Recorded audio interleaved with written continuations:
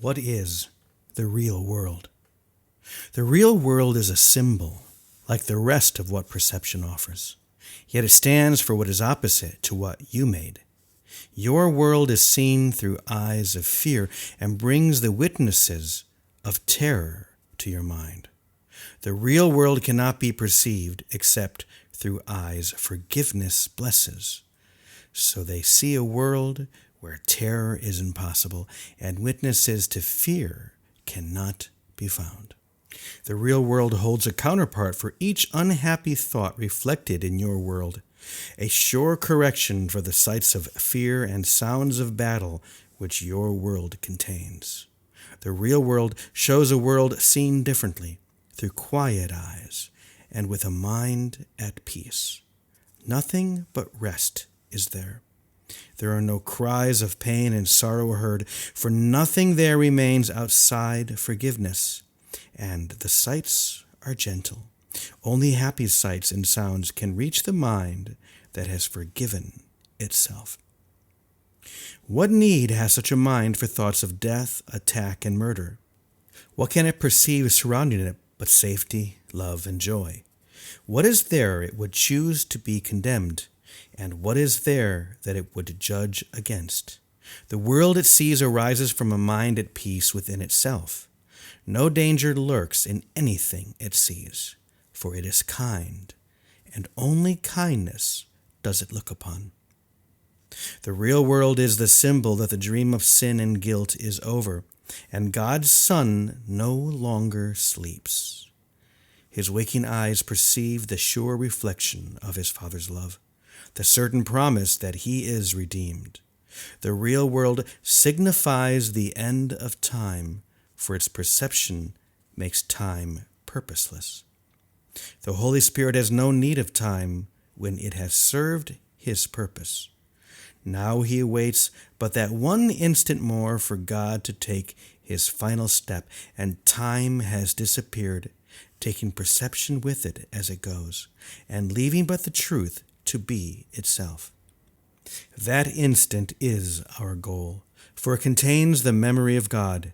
And as we look upon a world forgiven, it is he who calls to us and comes to take us home, reminding us of our identity, which our forgiveness has restored to us.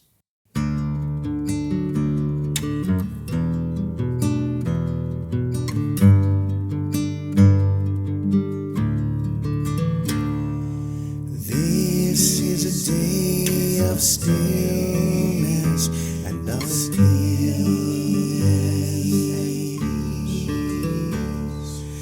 This is a day of stillness and of peace.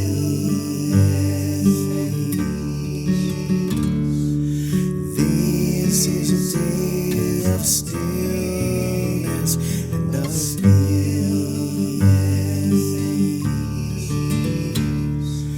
This is a day of stillness and of peace.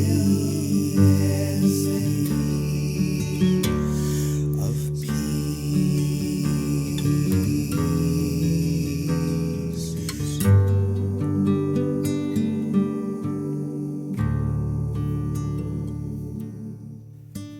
Lesson 291 from A Course in Miracles. This is a day of stillness and of peace. Christ's vision looks through me today. His sight shows me all things forgiven and at peace, and offers this same vision to the world. And I accept this vision in its name, both for myself and for the world as well. What loveliness we look upon today. What holiness we see surrounding us. And it is given us to recognize it is a holiness in which we share. It is the holiness of God himself.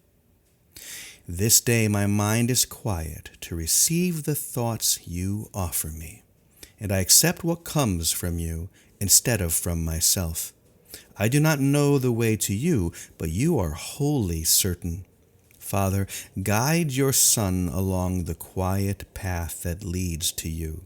Let my forgiveness be complete, and let the memory of you return to me.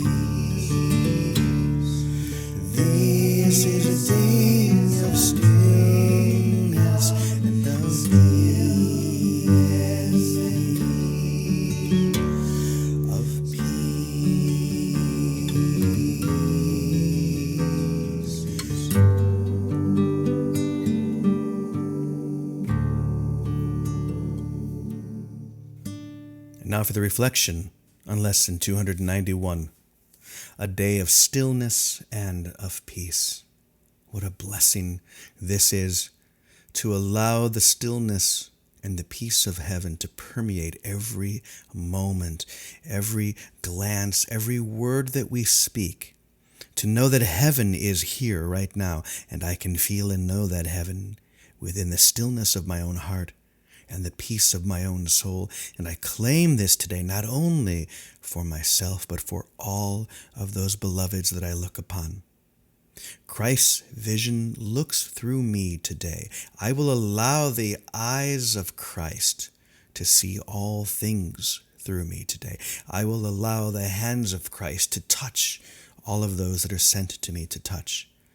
I will let my heart wrap around them all, knowing that it is the heart of Christ himself, herself, the Christ of my own heart, my own soul, the Christ consciousness, or the I am within me that wraps around all things and blesses and loves them just as God blesses and loves the all. What else am I here to do but this very thing, to allow the stillness and the peace of heaven to be known through and as me?